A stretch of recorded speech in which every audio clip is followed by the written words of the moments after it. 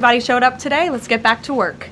We're going to begin with a few scheduling announcements. Tonight, as you all know, at 9:00 p.m. Eastern, President Trump will deliver a major address to the nation on protecting the integrity of our elections, and we encourage every American to tune in. On Friday, the president will travel to New York City to attend a FIFA reception at Trump Tower, followed by his attendance on Sunday at the FIFA World Cup between Spain and Argentina. His attendance will cap what has been the most watched, most secure, and most successful World Cup in American history. This is a fitting conclusion to a tournament that showcased America's ability to host the world on the grandest stage. Turning now to the economy. Tuesday's CPI report confirmed what President Trump predicted. Prices are falling, and this administration's economic policies are working. Inflation dropped 0.4% last month, beating expectations and marking the largest monthly decline in more than 6 years. Prices fell, including for gasoline, electricity, non-prescription drugs, car insurance, medical care services, and hotels, delivering relief for American working families. We also saw real weekly earnings rise in the month of June. For private sector workers, real wages have increased by roughly $1,000 since President Trump took office, after falling nearly $3,000 during the previous administration. This is real progress made possible by the president's pro-growth economic agenda. There is still more work to do, no doubt, which is why President Trump remains laser-focused on lowering costs and raising wages for working families across the country. Just last week, Walmart and Sam's Club announced they will be lowering prices on thousands of items in their stores across the country.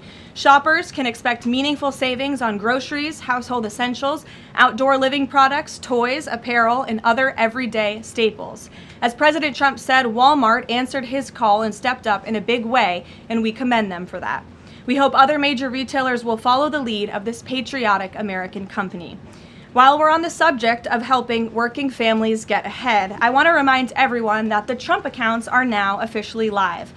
To date, and this is a new stat from the Council of Economic Advisors this morning, more than 6.5 million American children have been signed up for accounts so far, including my 2 kids, who I signed up during my maternity leave. There are a few things I want to make clear about this massively beneficial program that has the potential to literally transform the financial future of this country. First, any child under the age of 18 is eligible to have a Trump account opened in his or her name. This is a free investment savings account that costs nothing to open. Second, thanks to President Trump, every child born between January 1st, 2025 and December 31st, 2028 will receive a $1,000 seed deposit from the United States Treasury. Third, parents, guardians, relatives, and friends can contribute up to $5,000 per year combined for each child. Employers can also contribute up to $2,500 per year on a tax-favored basis, counting toward the annual cap.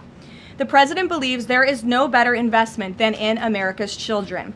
Government projections show that a child whose family maxes out contributions could see the account grow to nearly $300,000 by the time the child turns 18. This is, I think we can all agree, an enormously powerful head start toward the American dream. These funds can be used for college, starting a business, or purchasing a home. This is truly a transformational, nonpartisan program. So I encourage everyone listening with a child to establish a Trump account today for your child and tell everyone you know with children to do the same. The app is also incredibly inviting and easy to use for parents at home. Finally, let's turn to the border. Brand new numbers this week from the Department of Homeland Security and Customs and Border Protection confirm that for the 14th straight month, this administration has released 0 illegal aliens into the United States. Again, let me reiterate, the 14th straight month, not a single illegal criminal alien has been entered into our country, released into our country by this administration. Illegal crossings in June remained at historic lows, and southwest border apprehensions are down 94% compared to the same period under the Biden administration. These numbers speak for themselves.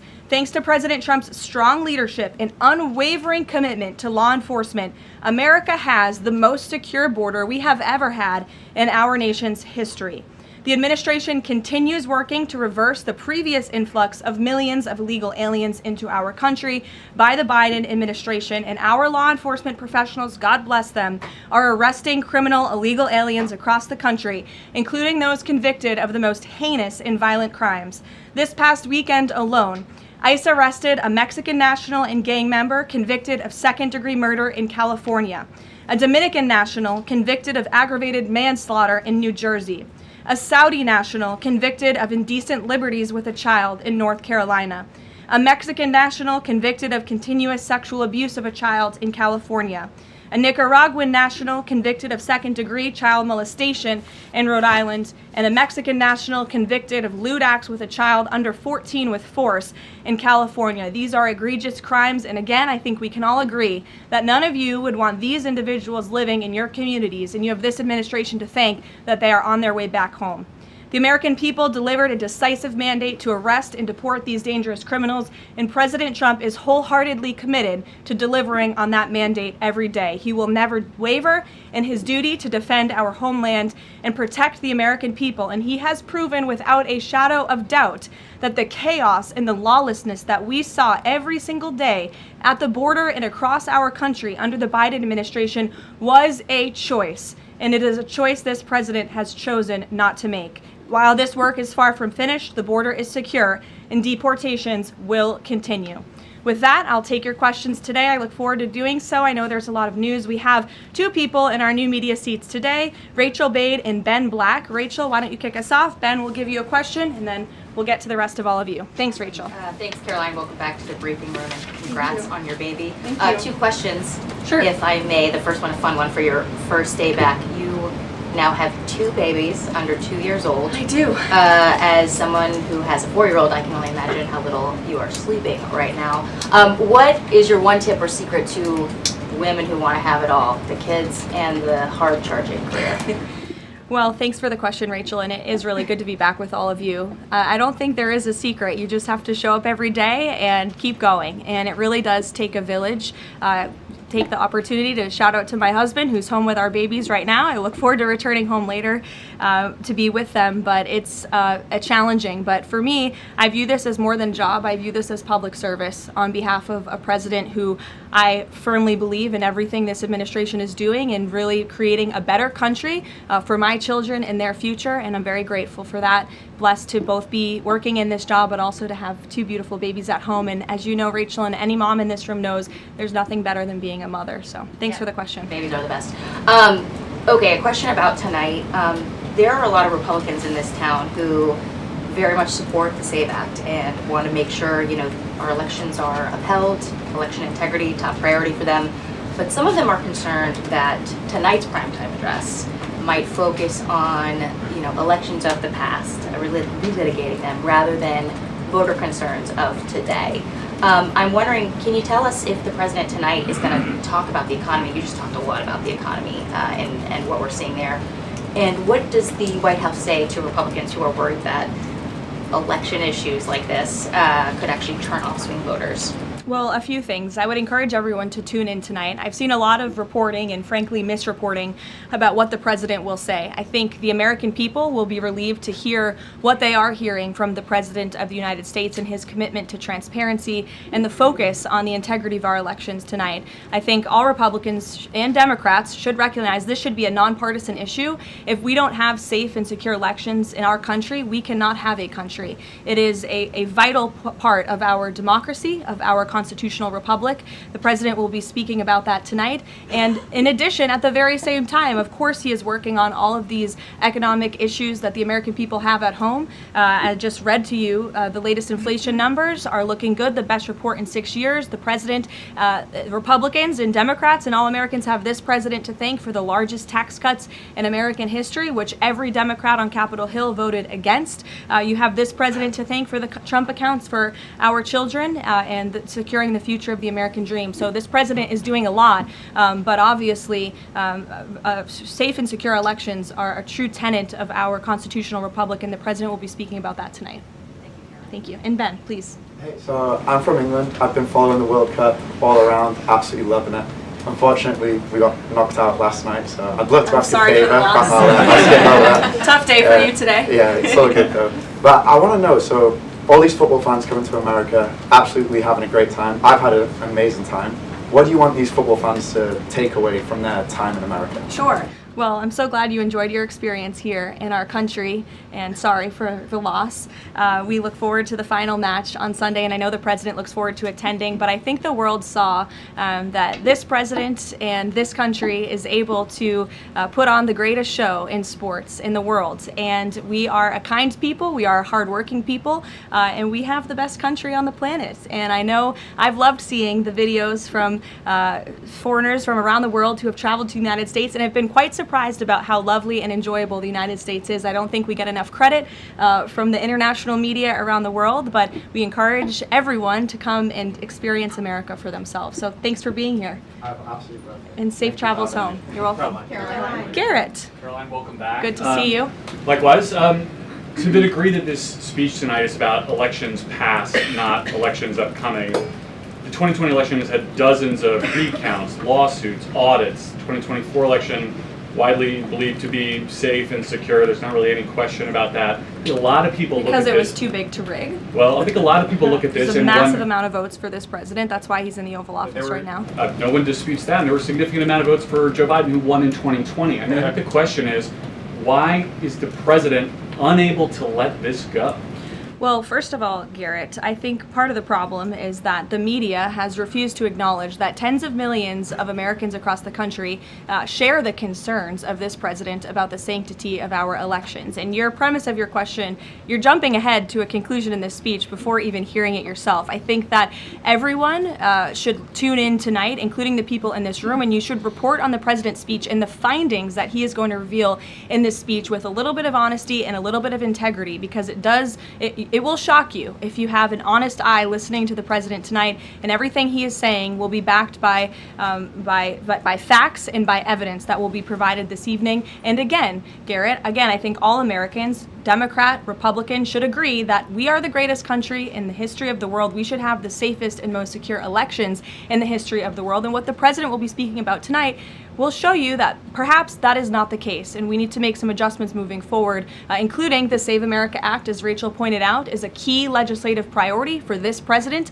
on Capitol Hill, and he wants to see all senators and members of Congress voting in favor of the Save America Act, because it's crucially important as we move forward. Aisha. Hi, Caroline. Welcome back. And Thank I'm you. assuming the pink is for your baby girl. You know, I didn't think that, but I guess it is now. Thank you. We've talked a little bit about what the president might say tonight, but the other question is, who is running the teleprompter tonight after this report that the other guy is now under investigation for making money off of reading the president's speech? Obviously, I'm aware of the report. The president is too. I spoke with him about it. He believes it's deeply unfortunate and frankly a disgrace.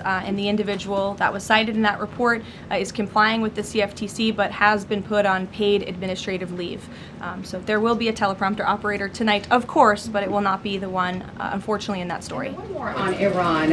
The vice president, J.D. Vance, went on this podcast with Joe Rogan yesterday, talked about Israel, in which he said that there are some people within their system that we know beyond a shadow of a doubt who are manipulating and trying to change American public opinion to keep the war going on indefinitely. Does the president agree with that statement? I think the president would certainly agree that, yes, foreign countries certainly do try to persuade American public opinion. There's no doubt about that. I think it's just a basic fact. Ed. Good to see you, Caroline. Following up on the teleprompter and then one on tonight's speech, what steps is the White House taking to ensure something like that doesn't happen again? Well, the White House has extremely strict ethical guidelines with respect to issues like this, and as I just told you, this individual will no longer be here. He'll be on paid administrative leave. I'm sorry, without pay. The administrative leave is unpaid, to be very clear. That was a decision by the president, so I think that speaks for itself. On the concerns about the election, will the president accept the results of November's elections? Look, Ed, you should tune into the president's speech tonight before you jump ahead to conclusions about what's actually in the speech. Again, I've seen a lot of reporting and misreporting about what the president will say. We hope CBS will take the speech, and all Americans should take it. Okay, but I'm not presuming anything. I'm just asking whether he accept the results. Caroline, two questions on the Trump account. First, following the birthright citizenship case, is there concern that babies that are born to illegal immigrants here in the United States are not excluded from these accounts? And also, since the $1,000 per child from the Treasury seeds these accounts, can you assuage concerns from those who feel this is wealth redistribution? I would certainly not describe it as that. As you know, this was an incredible private-public partnership. We had incredibly generous Americans, Michael Dell and many others, who contributed to the fund for the Trump accounts. So that money will then be passed along to America's children, which I think is a great thing that all Americans from all political persuasions can agree upon. With respect to your question on birthright citizenship, I think the president has made his view and the White House has made our view on this case quite clear. We're going to continue to move forward to work with Congress, hopefully in the future, to remedy this problem in our country and to ensure that we cannot have this scam continuing where you have foreigners from all around the world traveling to our country to give birth to babies who are then given the greatest privilege on the face of the planet, American citizenship. That's not how our founding fathers intended this country to work or to operate, and the administration is committed to finding solutions to remedy that. Do they have access to the Trump accounts, though? Those are children of those illegal aliens? That's not something I've discussed directly with the president, so I don't want to speak out of turn on that. As you know, Carrie, all American citizen children are able to access the Trump accounts as it stands right now. Sure, go ahead. Thank you very much, Mark Stone from Sky News. Can I switch to Iran, please? Sure. And specifically, the Manab school attack. 120 children dead, 26 of their teachers. A Sky News investigation released today points to all this being a tragic mistake by America, by the US military. So could you explain, please, why the president is repeatedly saying it wasn't America when he hasn't actually, he says also that he hasn't even seen the report? I can't speak to the Sky News investigation respectfully because I have not read it. All I can speak to is what the president has said as I speak on his behalf, and the investigation continues, and we would defer you to the Department of War for further questions on it. Do you mind following up, if I may? Sure. I just want to My answer is understand. not going to change. I just want to understand why he consistently says it wasn't us, we didn't do this, when all the evidence and indeed the preliminary report, and we've spoken to a military insider who says this was human error. Well, that's the president's opinion, and at the very same time, he has said the Department of War is investigating the matter, and we would defer you to them for any questions with respect to the investigation, which obviously has not been released yet. I would defer you to them for further questions on it. But there's been, I think the president feels that way because he knows that our military always acts in good faith and absolutely never targets civilians or children, unlike the other side of this conflict, Iran, who is well known for killing women and children and innocent people in their country for a very long time. So you should focus on that in your reporting. Danny. Thanks, Caroline. Welcome back. Another World Cup question, much as it pains me. President Trump had some harsh words for Spain at the NATO summit last week about their spending. Does that mean he's going to be supporting Argentina Sunday? Danny, it is a really good question, and I'm disappointed in myself for not asking the president before I came out here, knowing you would probably ask. I haven't talked to him about it, but we'll get you an answer on that. You're welcome to ask him yourself at some point before the game. I'm sure you'll see him, and I'm sure he'll have a fun answer for you on it. Sure, in the middle. Go ahead. Sure, Jasmine, go ahead. Thank you, Caroline. Welcome back. Thanks. Back on the teleprompter issue, Notice reported earlier this year that Kalshi was inaccessible on the Wi-Fi that journalists here at the White House have access to. Are staffers back in the West Wing and other parts of the EOB, et cetera, do they have access to Kalshi and Polymarket on their Wi-Fi? On our work computers? Yeah. Honestly, I've never tried, so I don't know. But I'm happy to go try and get you an answer on that. Another question, Caroline. In the back, Reagan. Sure. I just wonder, are Jasmine, there go other, ahead, and then another Reagan, question. Are there any other White House staffers or people within the administration who are suspected of also placing bets on Kalshi or Polymarket or other things with some of this privileged information? Not to my knowledge, not that I've been made aware of. And as you saw, I think this played out exactly how it should. Kalshi notified the CFTC of suspicious activity. They investigated that, identified the individual, and he will now no longer be working at the White House. So I think that answers all the questions on this matter. Reagan. Thank you, Caroline. I have a question for you on the Save America Act and Sure. Senator Graham, and then a quick question on Iran. Sure. Trump said in one of his final conversations with the late Senator Graham that he was talking about the Save America Act and that he felt like they were in a great position with it. Do you anticipate that the Senate is going to be more aggressive to push the Save America Act in light of the fact that it was so important to Senator Graham so close to his death? Sure. Well, since I haven't had the opportunity, let me just express my sincere condolences to Senator Graham's staff and his family. He was beloved by so many here at the White House, especially the president, and I know that the news of his sudden passing was just tragic to all of us, especially the president, who considered him a dear friend. The Save America Act, as I said, Reagan, is of vital importance to this president, and he wants to see it move forward. I understand that Capitol Hill and Speaker Johnson are moving forward with attaching as many elements of the Save America Act as possible to the Budget Reconciliation 3.0. Here we go. The president is supportive of that process, and he hopes that Republicans will vote for this important piece of legislation. The Budget Reconciliation bill not only will address the Save America Act, but also ensure important aid for our farmers and our war fighters, which the president supports as well. Brian. Thank you, Caroline. Welcome back. Thank you. On the Kalshi situation, I have just a few questions on that. Sure. This individual has been accused of making trades around the president's speeches for months. I mean, this has been going on since at least earlier this year, maybe even before that. Did the White House counsel have any awareness that this was going on with this individual? And if not, No. So if no, then why not? Is there any sort of plan in place to try to figure this out, to see if anyone else is doing this, or to track future people from, see if they're making these types of bets in the White House? Any discussions around that? Look, there are very strict ethical guidelines here at the White House that explicitly state not to do this, and the White House counsel's office makes that clear to all of us who sign up to work in government on behalf of the president. So I think there has been a plan in place. This individual unfortunately violated the plan, and therefore he's paying the consequences for it. I don't know why there's further questions I on just want to follow up on this, but then doesn't that leave open the possibility, even though there are the rules, I mean, there's no disputing there are strict rules on this, but if there are no mechanisms in place, and then I'm not saying that there should and should not be, but if there are none in place to try to track this happening inside the White House and inside the executive branch of the government, doesn't that leave open a possibility for this to keep happening or happening again, and these result people making bets like this inside the administration? Again, there are very strict ethical requirements required by all staffers and officials here at the White House, and if they are violated, people will pay consequences for that, as you're seeing with this case. Libby. Caroline, welcome back. Thank you. I have a question about Senator McConnell, but first on Iran. President Trump has now greenlit strikes on Iran for nearly every day this week. Does the White House describe negotiations more at a standstill or essentially completely over?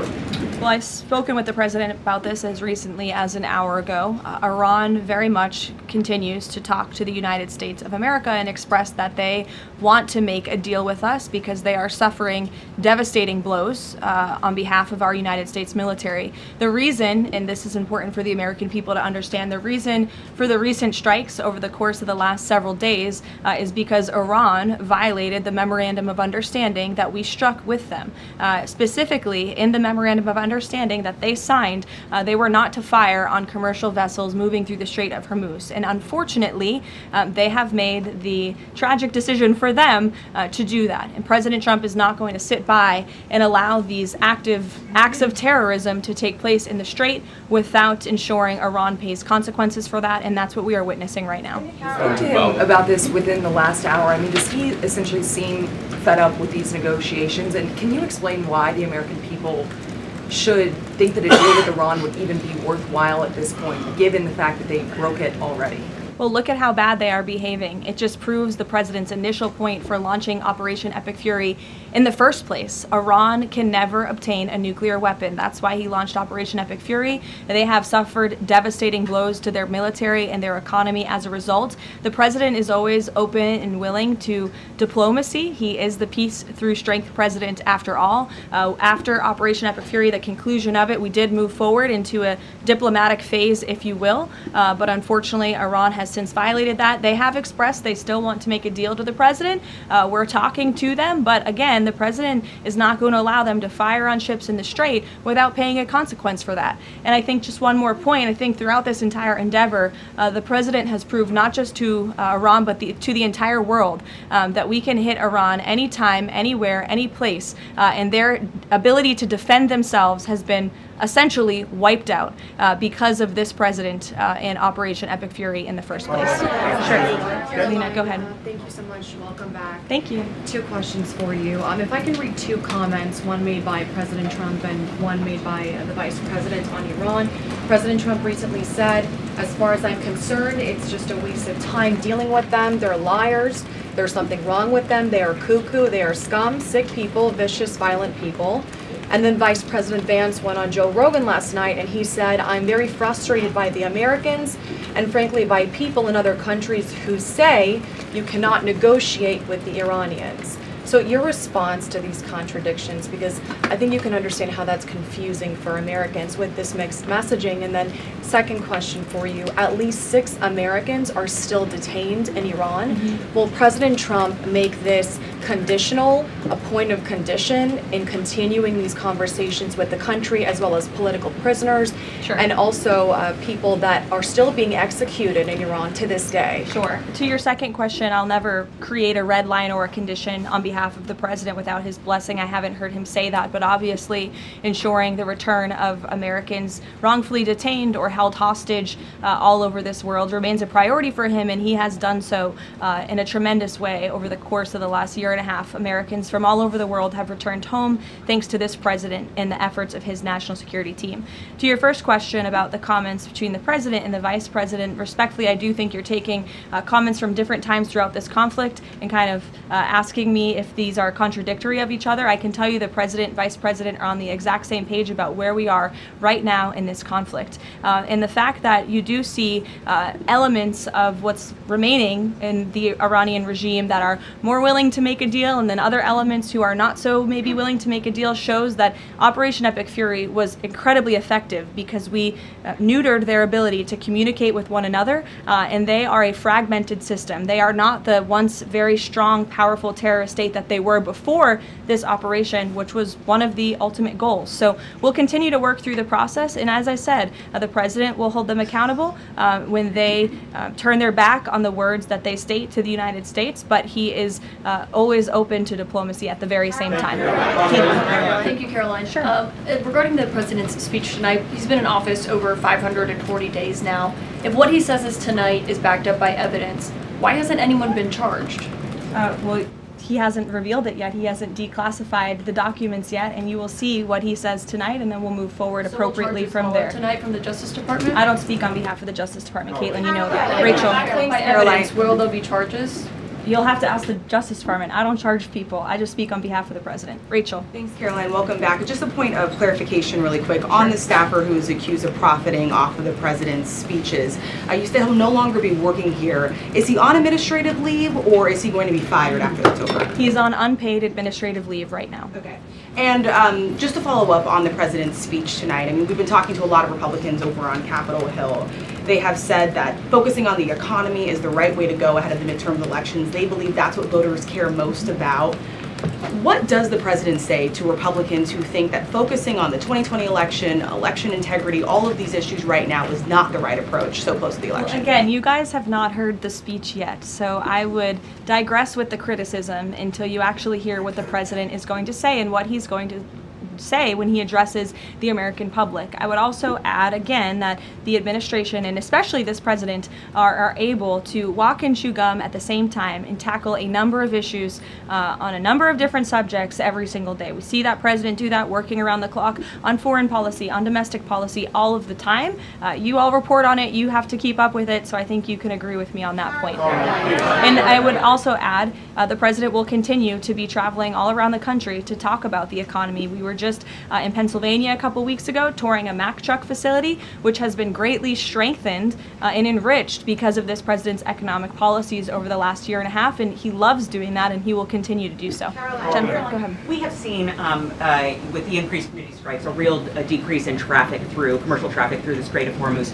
What is the U.S. doing right now to facilitate flows through the Strait of Hormuz and preemptively address the risk that Houthis will actually choke off the Red Sea oil route and that prices will increase further before November? Sure. Well, two separate questions. First, let me address what's happening in the Strait right now. We know that there is a blockade of ships directed by the president for ships entering and departing Iranian ports only. This has been fully implemented and is in full force. This blockade was reimposed due to Iran's inability to honor their agreement with the United States of America. More than 10,000 U.S. sailors, Marines, and airmen, along with 2 aircraft carriers and more than 20 warships and dozens of aircraft, are executing the blockade mission as we speak. And during the first 24 hours of the blockade, U.S. CENTCOM has redirected 2 compliant commercial vessels and disabled 1 non-compliant vessel. So look, the Strait is open for ships that are not traveling to and from Iranian ports specifically, and the U.S. Navy is there to ensure that can take place. With respect to gas prices, as you know, the price of oil right now is approximately $80 a barrel, maybe a little less. Before I came out here, that's what it was at. Gas prices are down approximately 60 cents a gallon off the peak of this conflict, and the president was honest with the American people from the beginning. There may be temporary disruptions in the oil market, but what we haven't seen is what all of the naysayers said, that there would be massive increases in the price of oil that so many warned about. And that's in large part because of the president's domestic energy policies here at home to revamp our domestic production here, but also the administration has taken many swift actions to mitigate these temporary disruptions. As you know, we've released oil through our SPR, the Jones Act waiver, which has been incredibly effective, fuel environmental waivers. We also, President signed the Defense Production Act to restart California oil production. So all of these very swift and mighty actions on behalf of this administration have led to a rather stable oil market, and the president will continue to do all he can to ensure prices come down, stay stable for the American people and the American consumer until the end of this conflict. And ultimately, I think Americans should keep in mind why we're doing this in the first place, to ensure that Iran, a terror state, can never obtain a nuclear weapon. Dasha, go ahead. Caroline, nice to see you back. You too. 2 questions, one on tonight and one on immigration. It strikes me listening to the conversation in this room about Iran, given the questions that folks on both sides of the aisle have about strategy and endgame, given that the United States has intensified strikes on Iran, typically in a time of conflict, when the president gives an address to the nation, you would expect him to address this conflict. Number one, will he talk about Iran, and why is that not the major topic of his speech? Does he believe that the SAVE Act and the 2020 election integrity are more important right now? Well, no, it's not a matter of importance. It's just a matter of timing. The president will be making a very important announcement with respect to the integrity of our elections. However, it is also very possible at the top of the speech he will mention the current situation with Iran and also the economy as well. As you all know, President Trump is a man of his own word, and he sometimes is thinking about these things up until he walks out. But we have had conversations about him addressing a range of topics, and that could very well be possible tonight. Again, this is all more reason for all of you to carry the speech live and for the American people to tune in tonight so they can hear directly from the the president and draw their own conclusions. Caroline, go ahead. Immigration. Caroline, sorry, I just Karen, wanted to go add ahead. the immigration question real quick. Sure, Caroline, go ahead. Sorry. 3 men were killed in ICE encounters in less than a week. As a result, DHS announced that it would end vehicle stops, and then President Trump urged them to change their position. Can you confirm whether vehicle stops are back on, and is the administration doing anything more to prevent these kinds of deaths, maybe accelerating distribution of body cameras which weren't present in this case? So a couple of things. Vehicle stops are continuing. Verbal guidance has been given to all field offices across the country by the Department of Homeland Security. The President and the Secretary of Homeland Security are on the same page that vehicle stops are a necessary tool that ICE agents need in order to continue their deportation campaign of the worst illegal alien criminals from our country. With respect to body cameras, I know there's been some questions about that in recent days. Over half of all ICE field offices now do have body cameras, and the remainder of the field offices are expected within 60 days. It's been a slower rollout than we would have hoped, but that's because of the Democrats' decision to shut down DHS for several weeks. So we expect to fully execute on the promise of body cams to all field offices across the country very soon. Thank you. Karen. Caroline, On the parasite outbreak related to Yes. produce, can you give an update on the administration's response to this? Are there federal officials on the ground in the hardest hit states right now doing any testing of production facilities or farms to try to figure out where this outbreak has started? Sure. Well, what I can tell you, having been back at the White House for just a couple of short weeks, I've been in meetings on this very topic, and I can tell you the White House is closely monitoring the situation, has a handle on the situation. We're committed to providing the CDC and the FDA the resources that they need, and we urge all Americans to follow CDC guidance on properly washing and cooking raw ingredients to prevent this foodborne illness. As you know, there has been an unusually high number of cases. There are typically thousands of cases of this outbreak every year, but there has been an unusually higher number, and that's why we're working with the FDA and other partners at the federal, state, and local level to increase detection methods, provide the guidance, and then also, most importantly, trace the outbreak back to its original source, which we are currently in the process of doing. Lack of permanent leadership at the CDC and FDA and any funding cuts, has that slowed the response to figure out where this outbreak has started? No, we've talked to the CDC and FDA specifically about that, and not at all. They have the resources they need to make sure that Americans are fully informed and protected from this illness during this time.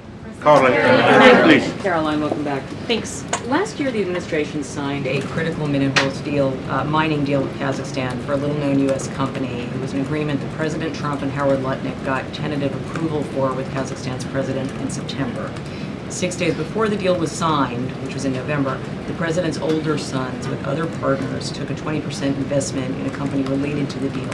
What did the president know about his son's involvement in this arrangement, and when did he find out about it? From my understanding, Maggie, nothing. I've spoken to the president and his family about this. They would absolutely never do anything that would put the president in a place of a conflict of interest. And we have timelines to give you and to provide you, which we did to the news media at the time when this story broke, to prove that very point that I just made. Sorry, just 1 second. So the president did not learn about it until it was in the media? That was when he found out? That's my understanding of the matter, yes. Caroline, Go ahead. Thank you very Carrie, I'll much. go to you after. Just Thank you. Sure. Thank you. Go ahead. Me? Why don't we just... Okay, thank you very much. Starting in the very, back. very welcome back. Okay. Thank you. Yesterday, Iran launched a drone attack against U.S. facilities in Erbil, threatening American personnel and the Kurdistan region, one of the American closest partners in the Middle East. What is your message to those responsible? And are you staying with your loyal ally in the Middle East and at least helping them to defend itself? Who launched the attack? You're saying Iran, Yes, Kurdistan of course. region. Well, I think I've addressed that previously in saying that Iran has unfortunately shown to violate the word that they struck with the President of the United States. They're paying consequences for that in the strikes that the President has authorized in the recent days. Thank you, Caroline. You were with the President in Ankara for the NATO summit, and there Ukraine was one of I was not actually. Oh, you were not. Okay, yeah, but the issue of Ukraine was one of the most important topics there, and the situation is escalating between the two sides in these days, but there are still efforts. Can you give us more information about where we are and how the local power breakers, including Turkey, are involving in order to solve the problem? Sure, I'll check with the National Security Council and get back to you on that with more specific guidance. What I can tell you is I know the President greatly enjoyed his visit to Turkey, and not just his participation in the NATO summit, where he applauded the United States for getting our NATO allies to step up and pay their fair share for our defense, but also he greatly enjoyed his time with President Erdogan in Turkey and appreciates the bilateral relationship between our two countries. Kara. Caroline, welcome back. Thanks. Contrary to what the mainstream media is reporting, Americans that I speak to care deeply about election integrity. This is true. Why do you think the mainstream media is so fearful of tonight's speech and anything to do with election interference? And why are they attempting to discredit President Trump's speech before they even heard it? And lastly, what's your message to AOC, who is asking for President Trump, the mainstream media, to actually censor the sitting president's speech tonight? Yeah, I think that the mainstream media should air the president's speech and allow the American people to draw their own conclusions from it. Again, I think it's important that the American public hears directly from the President of the United States on a topic that, to your point, is very near and dear to the hearts of many Americans across the country, the integrity of our elections. This should be a nonpartisan, non-controversial issue, and I think you'll hear the President talk about that tonight. So we'll see you then. Thank you.